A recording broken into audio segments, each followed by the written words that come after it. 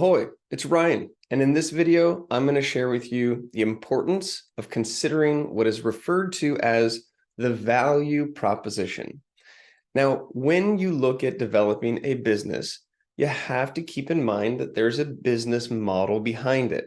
And one of the first pieces of this puzzle that you need to unlock is what's called the value proposition. So let me get out of my own way and let's get going. Now, value propositions are what you are delivering to the customer.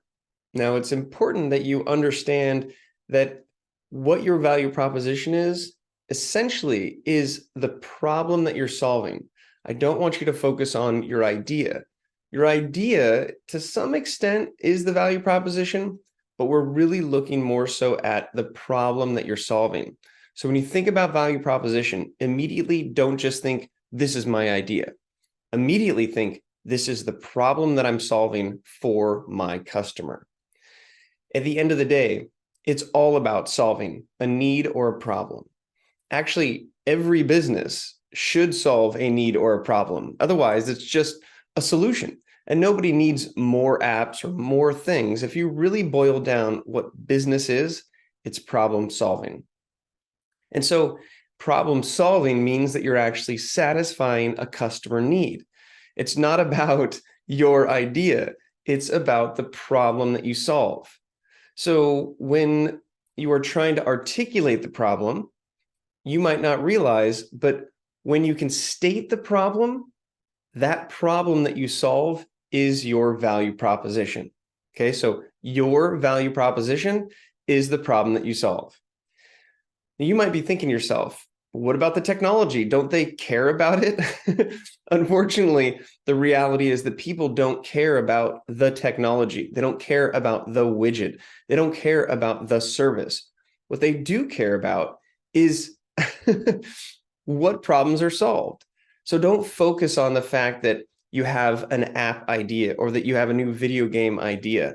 You want to start to think about how that idea solves a problem or has some focus on a need that a customer has. So let's look at a quick example here. So when you have a value proposition, you are trying to solve someone's problem or someone's need. So somebody might have a problem with accounting, or somebody might have a problem in word processing. And so you can think that there are solutions for that. Also, there are needs. So people have a need for entertainment. They have a need for more effective communication. And at the end of the day, you are trying to develop a value proposition that delivers on a need or solves a problem. And so what I want you to think about in the early stage here is that it does not matter what your actual solution is.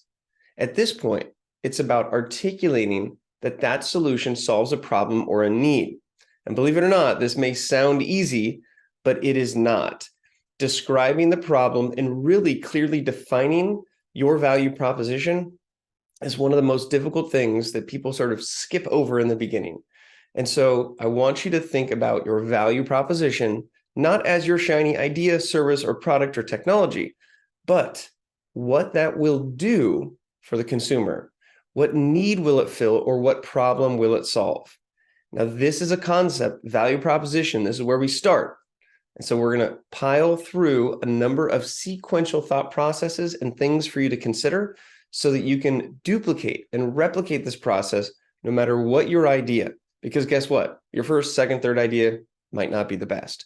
But if you continue to develop these skills of understanding how to methodically work through a business model, it's only going to help you when you come up with your next big idea.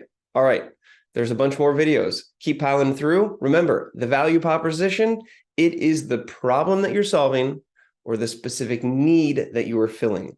All right, see you in the next video.